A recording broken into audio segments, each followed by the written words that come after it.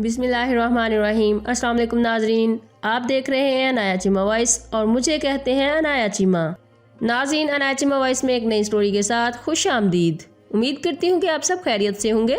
तो चलिए बढ़ते हैं स्टोरी की तरफ। कल रात एक ऐसा वाक़या हुआ जिसने ज़िंदगी के कई पहलुओं को छू लिया।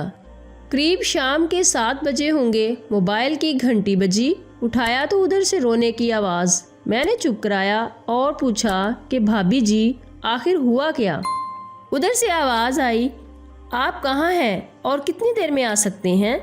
मैंने कहा, आप परेशानी बताएं और भाई साहब कहाँ हैं और माँ किधर हैं, आखिर हुआ क्या है। लेकिन उधर से सिर्फ एक ही रट, क्या आप फ़ौरन आ जाइए।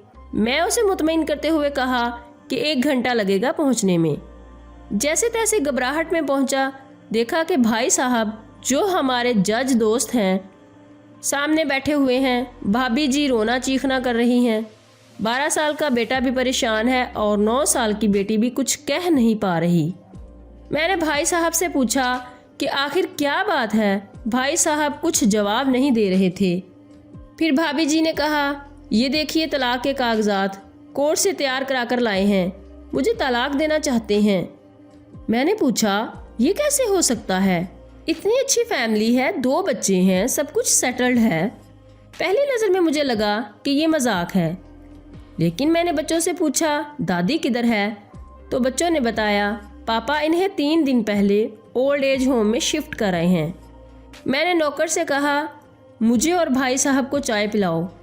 कुछ देर में चाय आई। भाई साहब को मैंने बहुत कोशिश की चाय पिलाने की, मगर उन्होंने नहीं पी और कुछ ही देर में वो मासूम बच्चे की तरह फूट फूट कर रोने लगे और बोले, मैंने 3 दिनों से कुछ भी नहीं खाया है।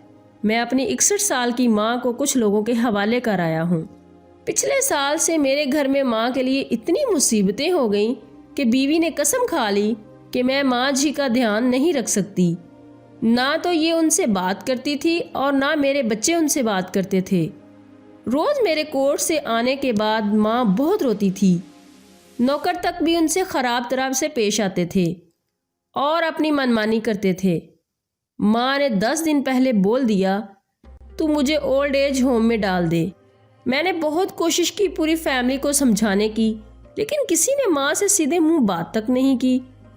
जब मैं 2 साल का था तब अब्बू इंतकाल कर गए थे। माँ ने दूसरों के घरों में काम करके मुझे पढ़ाया, इस काबिल बनाया कि मैं आज एक जज हूँ। लोग बताते हैं कि माँ दूसरों के घर काम करते वक्त कभी मुझे अकेला नहीं छोड़ती थी। उस माँ को मैं आज ओल्ड एज होम में छोड़ आया हूँ। मैं अपनी माँ की एक एक दुख को याद करके तड़प रहा हूँ जो उन्होंने सिर्फ मेरे लिए उठाए थे।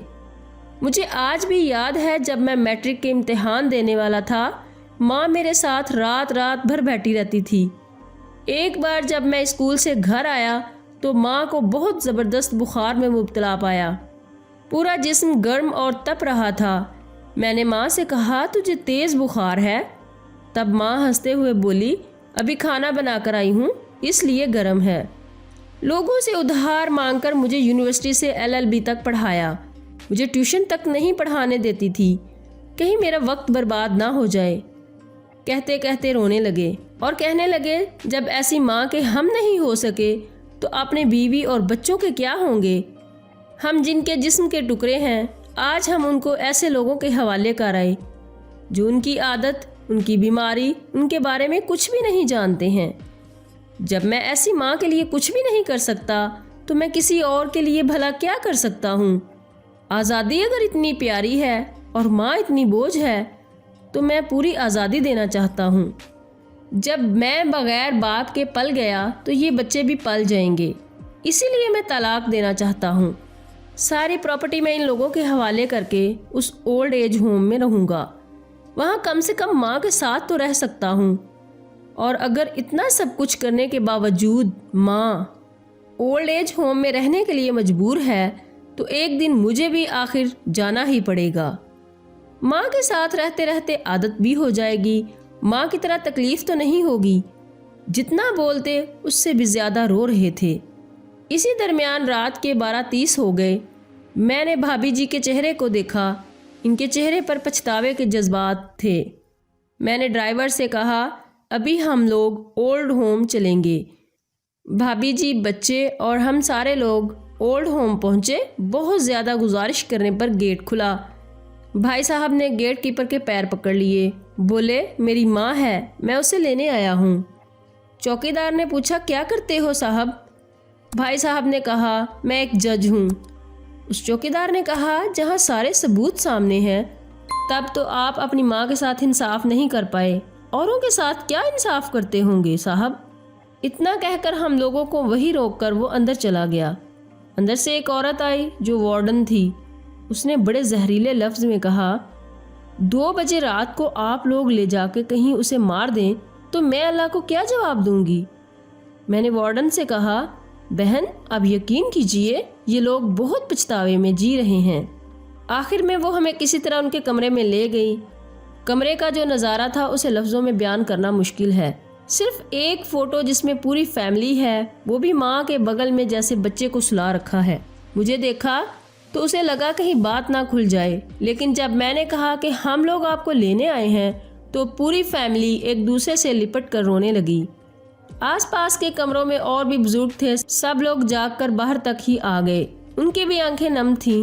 کچھ وقت کے بعد چلنے کی تیاری ہوئی۔ پورے ہوم کے لوگ باہر تک آئے۔ کسی طرح ہم لوگ اولڈ ہوم کے لوگوں کو چھوڑ پائے۔ سب لوگ اس امید سے دیکھ رہے تھے شاید انہیں بھی کوئی لینے آئے۔ راستے بھر بچے اور بھابھی جی تو چپ چاپ رہے، مگر ماں اور بھائی صاحب ایک دوسرے کے جذبات کو اپنے پرانے رشتے پر بٹھا رہے تھے۔ گھر آتے آتے تقریباً 3:45 ہو گئے۔ بھابھی جی بھی اپنی خوشی کی چابی کہاں ہے یہ سمجھ گئی تھیں۔ میں بھی چل دیا، لیکن راستے بھر وہ ساری باتیں اور نظارے آنکھوں میں گھومتے رہے۔ ماں صرف ماں ہے، اس کو مرنے سے پہلے نہ ماریں۔ تو ناظرین، امید ہے میری یہ ویڈیو آپ کو پسند آئی ہوگی، اور اگر پسند آئے تو اسے لائک اور شیئر ضرور کیجیے گا۔ میرے چینل کو سبسکرائب کرنا مت بھولیں۔ ناظرین اپنا خیال رکھیے گا، انایا چیما کو دعا میں یاد رکھنا۔ اللہ حافظ۔